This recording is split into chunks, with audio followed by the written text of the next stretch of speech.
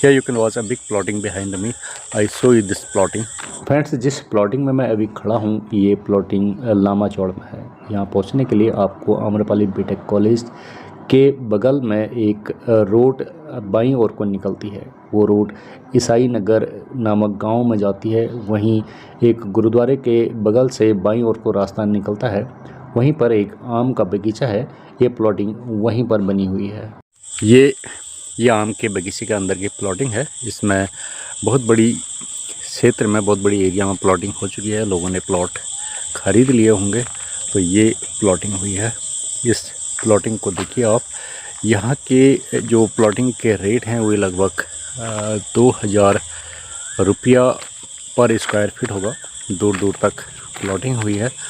और हालांकि यहाँ पर अभी हाउसेज नहीं है, लोग कम बसे हुए हैं, लेकिन ये एक फ्यूचर के लिए लोगों ने इन्वेस्ट के रूप में प्लॉट ख़रीदे होंगे। आम के पेड़ बहुत दूर दूर तक हैं।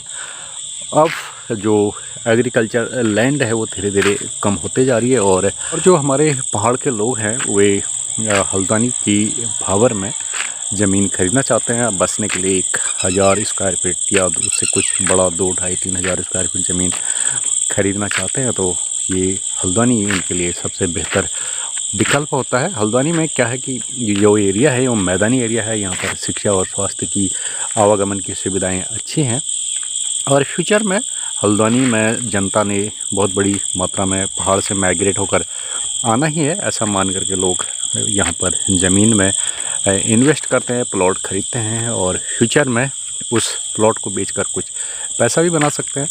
वैसे जो ये ज़मीन है ये इसका कोई मानक नहीं है। किस आदमी के पास कितने प्लॉटिंग होगी इसका कोई मानक नहीं है। हालांकि जो उत्तराखंड की नई ज़मींदारी उन्मूलन कानून है उसके तहत एक व्यक्ति, ऐसा व्यक्ति जो उत्तराखंड के बाहर का है, उत्तराखंड मूल का नहीं है, वो अपने जीवन काल में सिर्फ एक ही प्लॉट खरीद सकता है।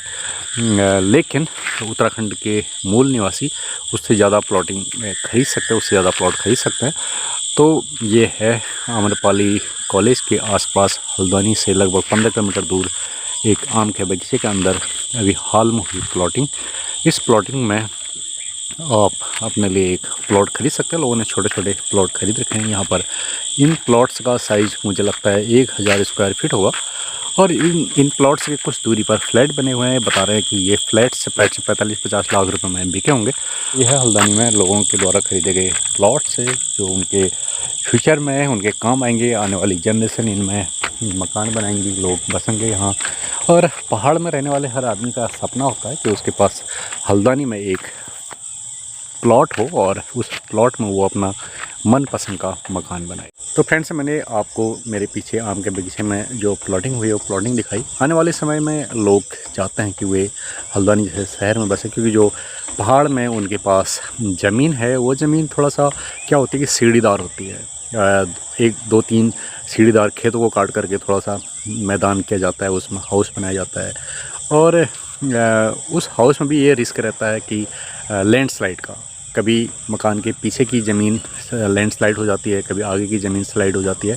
तो इस तरह से पहाड़ के मकान जो है ना उनके दरकने का बहुत खतरा होता है। लेकिन जो ये हल्द्वानी के मैदानी ज़मीन है, मैदानी भूभाग हैं, यहाँ पर लैंडस्लाइड का कोई खतरा नहीं है। सिर्फ एक ही खतरा होगा, ये होगा कि फ्लड का, बाढ़ का। अगर नैनीताल डैम को कभी खतरा हो गया तो हल्द्वानी में बहुत बड़ी बाढ़ आ सकती है। लेकिन ऐसा होने की निकट भविष्य में कोई संभावना नहीं है। इसलिए आप बेझिझक होकर के हल्द्वानी में एक छोटा सा प्लॉट लें, यहाँ बसें और अपने आने वाली जनरेशन को प्लॉट गिफ्ट करें, क्योंकि ये प्लॉट दिन पर दिन महंगे होते जाएंगे। कहते हैं ना, अक्ल और उम्र की भेंट नहीं होती है। जब ये प्लॉट सस्ते थे तब कई लोग मिस कर गए, उन्होंने हल्द्वानी में प्लॉट नहीं ख़रीदा। और जब प्लॉट काफ़ी महंगे हो गए तो उन्होंने प्लॉट ख़रीदा। वो कहते हैं यार मुझे तो उस साल इतना सस्ता प्लॉट मिला था, मैंने लिया नहीं। कोई कहता है यार इतने कम सस्ते में इतना बीघा ज़मीन मिल रहा था, मैंने लिया नहीं, चूक गया और बाद में मुझे स्क्वायर फीट में ख़रीदना पड़ा। तो हल्द्वानी में कई लोगों के पास बहुत बड़े प्लॉट्स हैं, आप दंग रह जाएंगे। लेकिन क्या करें, नसीब अपना अपना। किसी व्यक्ति के पास बहुत बड़े प्लॉट, किसी के पास सिर्फ 2-2.5 हज़ार स्क्वायर फीट या 1000 स्क्वायर फीट। तो ये नसीब अपना अपना है। वैसे तो भारत सरकार ने क्या करना चाहिए, ज़मीन का फिर से बंदोबस्ती करना चाहिए। जिन लोगों के पास बहुत बड़े प्लॉट्स हैं, बहुत बड़ा भूखंड है, चाहे वो 10-15 बीघा का है या उससे भी ज़्यादा का, उसको ले करके उसको ले करके उसको उन लोगों में बांटना चाहिए, उन लोगों के नाम करना चाहिए जिनके पास प्लॉट्स नहीं हैं, भूखंड नहीं है। ऐसा करने से एक अच्छे राज्य की, एक कल्याणकारी राज्य की स्थापना हो पाएगी, लेकिन ऐसी हिम्मत किसी भी सरकार में मुझे लगती नहीं है। नमस्कार।